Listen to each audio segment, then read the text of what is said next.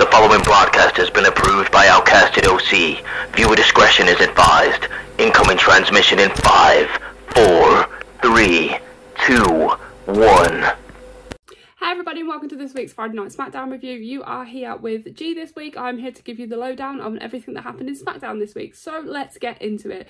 So they are in Philadelphia ahead of WrestleMania, of course. They are at the, I'm not sure what the stadium is called, but there's two stadiums. The one, they're literally across the road from each other. One holds SmackDown and one is going to be the WrestleMania stadium.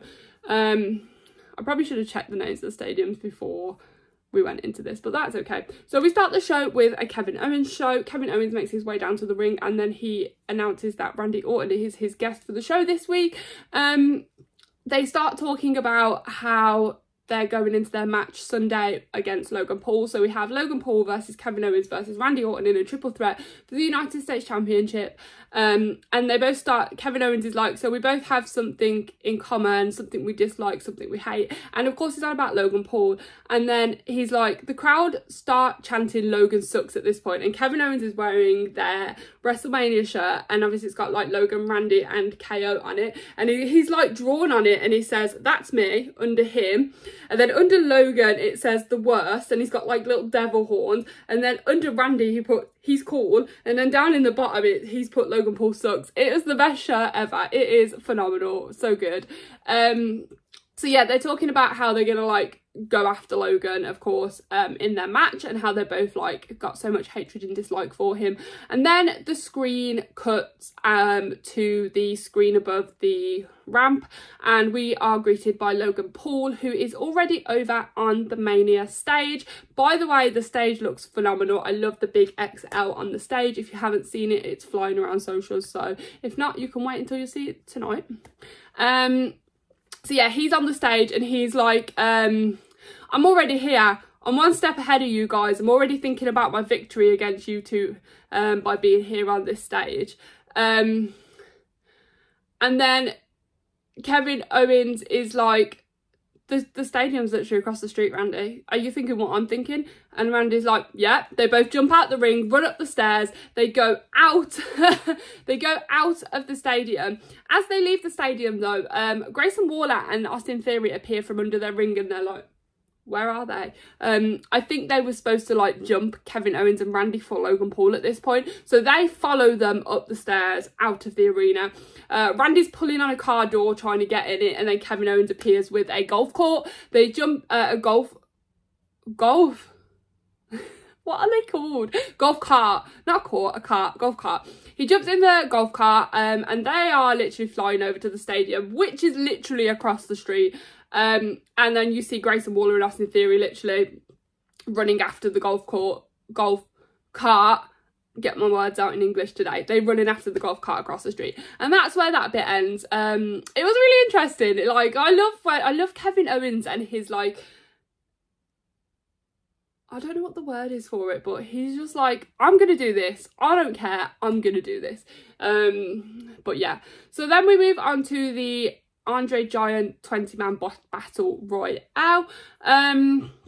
So we cut to an ad break, but then like 90% of the wrestlers are already in the ring. We have Ricochet comes out, Bronson Reed comes out, and then Omos comes out. So they start, Pretty Deadly go straight for Omos, which I think is really silly for them to do. And Omos is like, nah. He throws Kit Wilson out the ring and then looks at Elton, and Elton's like, and he jumps over himself. Elton is like, I'm gone. He jumps over the ring himself. He's gone. The Creed brothers eventually also take Omos out. All three of them fly over the rope together. It was insane. A bit later on, we come down to Ivar, Bronson and Otis having a stare down, and then you hear Wade and that on them. They're like, big meaty men slapping me. It's just big meaty men slapping me. A lot of the participants in this match, a lot of them did get like thrown out really fast, but obviously that's because we won a little bit of a match between the last four. Ivar's in the ring and Ricochet stood on the apron outside of the ring. JD appears out of nowhere while these two are going at it. He grabs Ricochet by the legs, pulls him down and makes him out, and then rolls back in. JD actually rolled under the ring and we forgot about him. Completely forgot about him. However, as JD comes back up into the ring, Akira Tozawa jumps, kicks him over the ropes, and he's out. Gone. Absolutely gone. So then we are down to the final four, which is Bronson Reed, Ivar, Otis and Akira Tozawa. Ivar throws Otis over, very quickly followed by Tozawa. I feel like Tozawa landed on Otis. I wonder if something was supposed to happen there, but Otis wasn't quick enough, because we know Otis has a thing with like picking people up and putting them back in, Mandy, etc. Bronson Reed goes for a rolling senton onto Ivar,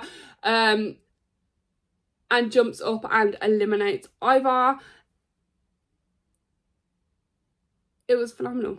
It was phenomenal. Like, Bronson Reed winning the Andre the Giant Battle Royale, I feel like he was probably the right decision. It's good for him. It looks good for him. We're happy for him. I'm happy that Bronson's doing things. So yeah, that's where that ended. Okay, so then out of nowhere, Logan Paul appears, and we're like, wasn't he just over at the other stadium? He must have come back really, really quickly. So he makes his entrance down to the ring, and he starts by saying that WWE fans are stupid, WWE fans are idiots, they are dumb for supporting people like Randy and Kevin Owens, and that he's angry that the big boss has got him fighting like wrestling dummies, and that they are dummies and they are stupid, and that he shouldn't be here, basically. And then we cut over into the other stadium where we see Grayson Waller and Austin Theory stood on the WrestleMania stage, and they're like, we were literally behind them. We followed the whole golf cart all the way here, and they turn to the camera and they're like talking to Logan, and they're like, Logan, they're not here, we can't find them. And then out of nowhere, one side of the ring, behind, so Logan's looking up at the screen. One side, Kevin Owens comes up. The other side, Randy Orton comes up behind him, so he doesn't know that they're there. And then you've just got Theory and Waller saying, we can't find them, we've lost them. And you can see the look on Logan's face when he realises that they are behind him. He turns, they both jump in. Kevin Owens hits a stunner to Logan, and he falls down onto the bottom rope. And Logan's like grabbing the ropes trying to get up, and as he does, Randy's setting up for that RKO. Kevin Owens, as Logan Paul jumps to his legs, spins him around, RKO. He is down and out for the count. Gone.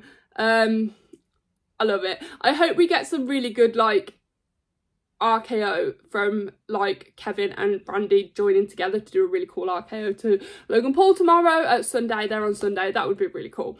So we then go to backstage. We are seen, so Dragon Lee is on the floor holding his arm. He's like proper injured, out for the count. Carlito's over him, and then Ray and Zelina come in, and they're like, Carlito's like, I found him, I don't know what happened, I don't know what happened.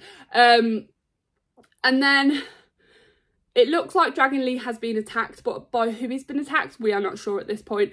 Zelina, the LWO music hits. Zelina and Ray are due to make their entrance, but they're obviously really concerned about Dragon Lee. And Carlito's like, go, go, I've got this, I'll sort this. So Zelina and Ray make their way down to the ring, and then followed by Santos Escobar and Elektra Lopez make their entrance, but they walk to the top of the ramp and stop, and they are looking back. We're like, what are they looking back at? And then Dominic Mysterio comes out, followed by Andrade. Dominic Mysterio and Andrade are on the El Fantasma side, and I'm just like, we did not expect this. Like, we thought Andrade would go with LWO, but clearly not. So this match is for Zelina Vega and Elektra Lopez. This is her singles debut on SmackDown, which is really cool. So Zelina has control from the beginning. She has got Elektra Lopez where she wants her, back and forth, kicks, punches, rolls. She does attempt to go for a pin on Elektra Lopez, but Elektra Lopez does kick out. Zelina goes to jump from the top ropes. Elektra Lopez catches her and slams her down onto the mat. She then attempts for a pin, but Zelina Vega does kick out. Zelina hits a strike DDT to Elektra Lopez, tries to pin, but Dominic then jumps up on the apron, distracting the ref because the ref's like, Dom, move. And then Zelina's in the pin, and it's been over 3 and the ref's not there. So they move. Elektra Lopez comes up with an electroshock, who then pins Zelina Vega for the win. It was a short match, but I really enjoyed it. I love that Zelina Vega's finally getting back in the ring and stuff. I really enjoy seeing her wrestle. So Santos and Dom jump back up in the ring and they are going for cheap shots on Ray. Attack, attack, attack. Andrade is not getting involved, and I'm a bit like, he's just stood there in the ring. Like, Elektra's got Zelina, Santos and Dom are going in on Ray, and Andrade is just kind of watching. Andrade then hits Santos Escobar and Dominic Mysterio, and the complete double swerve on that. Oh my god, he comes out with El Fantasma, but then is realigning with the LWO.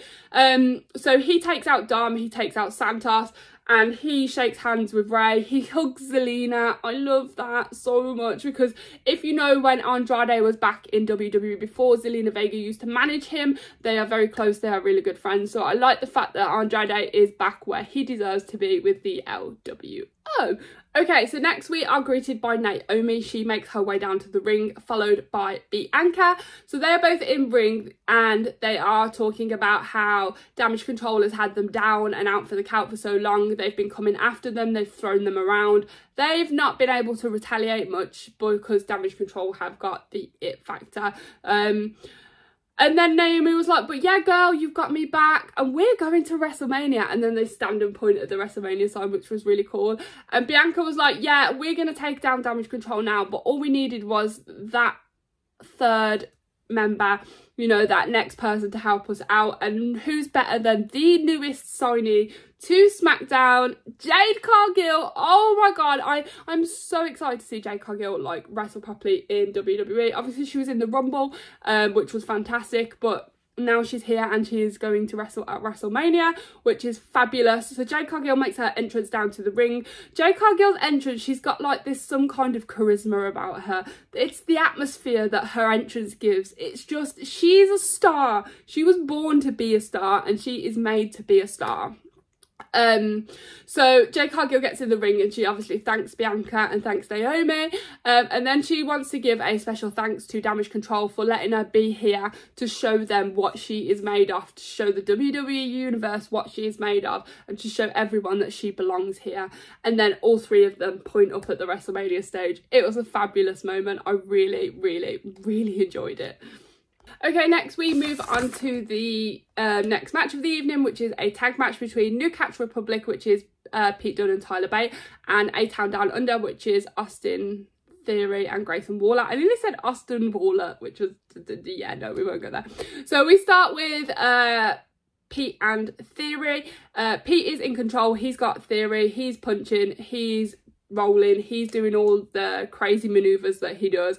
Eventually he does tag Tyler Bate in, and then Theory tags Waller in. Again, Tyler has control over this match. For Waller, he's constantly going, doing all his crazy, you know, jumps and kicks and flips that they do. Tyler gets Theory up on his shoulders and goes for that spin, like, move that he does. As he is mid-spin, Grayson Waller jumps up and grabs his leg to stop him. No, Grayson Waller doesn't. Austin Theory, sorry. I get these two confused all the time. Grayson Waller, no. Austin, what am I doing? Let's start again. Let's start again. Cut. So, Tyler has Grayson Waller on his arms and he's going for the spin move that he does. As he is mid-spin, Austin Theory grabs his leg, we got there, to stop him. And as he does stop, and Pete Dunne jumps in the ring and stomps on Austin Theory's fingers. It was a mad one. It was a mad one. We got there. So this match then continues and there is a lot of back and forth between the four of them. Constant tags between all four of them. Constant moves, you know, lots going on.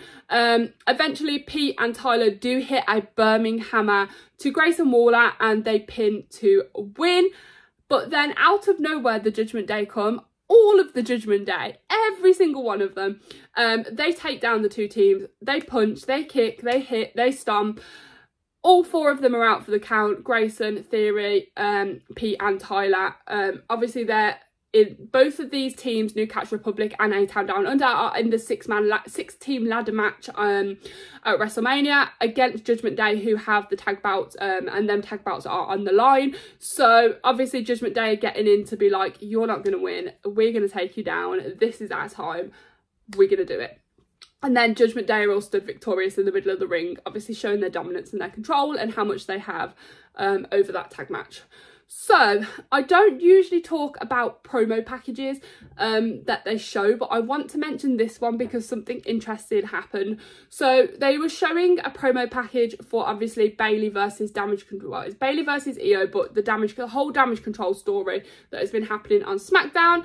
And the one thing I want to note is the backing music for this promo was none other than Hayley Williams' Simmer.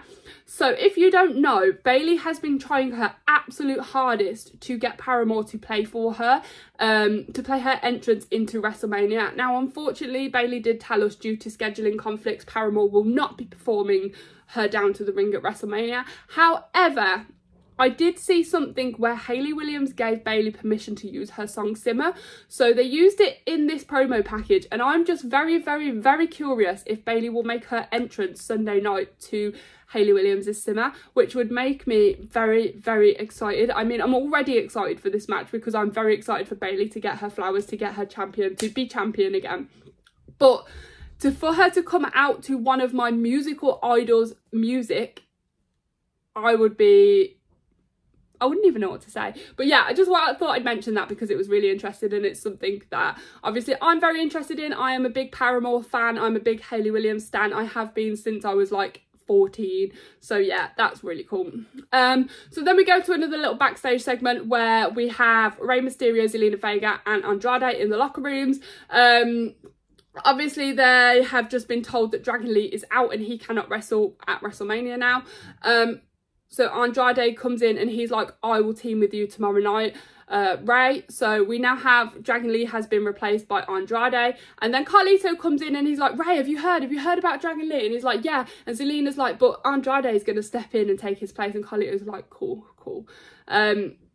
It felt a bit off with the Carlito. I know I've seen a lot of people theory that Carlito is going to turn on the LWO, but we will see what happens when this match comes. So we now have Rey Mysterio and Andrade versus Santos and Dom at WrestleMania.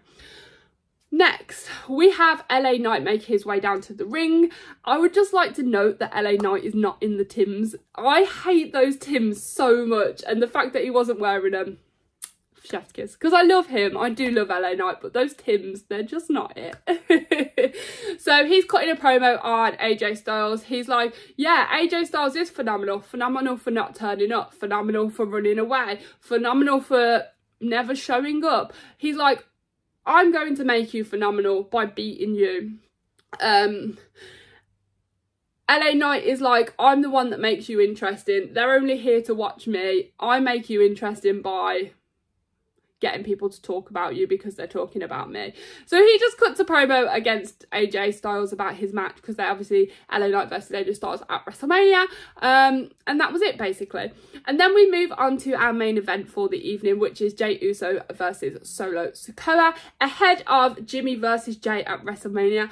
I am so excited.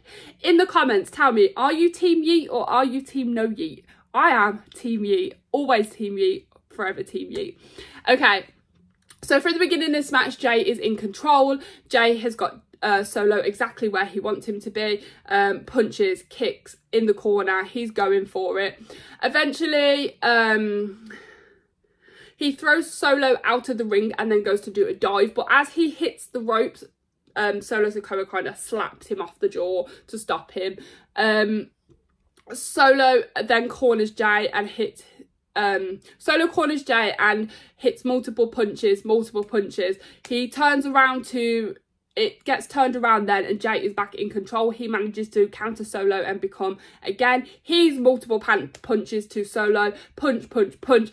Every time Jay punches Solo, the crowd are going, yee, yee, yee. And I love that. The crowd interactions, they're great. The crowd for WrestleMania, because I imagine a lot of people that were in the SmackDown crowd last night will probably be at WrestleMania as well. So if the crowd was anything like it was for SmackDown last night, I think we're in for a good crowd for WrestleMania. Jay then goes to run at Solo Sikoa, but Solo stops him. He hits him with a Samoan drop to Jay. Jay is down and out for the count. He does eventually get back up and he hits a super kick to Solo. He then hits a spear to Solo. He gets up on the top ropes. He hits a Uso splash to Solo. He goes for the pin. And who appears? Jimmy. Jimmy jumps on Jay to break the pin. Disqualification. Match has ended. Solo and Jimmy are going in on Jay at this point. So Jimmy, he's got Jay held in a lock. Solo is like ready to hit that Samoan spike. And as he goes to Samoan spike Jay, as Solo goes to hit that Samoan spike, Cody's music hits and Cody and Seth run down to the ring to rescue Jay as they're all in an alliance right now. Cody and Seth and Jay are then going in on Jimmy. Solo disappeared and they are going in on Jimmy. Cody cutters, punches, Uso splash. But where is Solo? Solo has run off and left Jimmy to defend for himself. What happened to this bloodline respect, the bloodline stick together? Cody cuts a promo then and he basically says that he and Seth are going to take down the Tribal Chief and the final boss on Saturday night, and then he's going to dethrone Roman and become the new champion on Sunday night and finish his story. But yeah, that is where SmackDown ended this week. Before you go, make sure you hit the like, leave us a comment, tell us if you're going to be here for WrestleMania, and subscribe. We will be live, Reese and Ross will be live for Stand and Deliver on the Outcasted OC channel, and all four of us will be live for hopefully both nights of WrestleMania, also on the Outcasted channel. So yeah, we will see you guys then. Bye!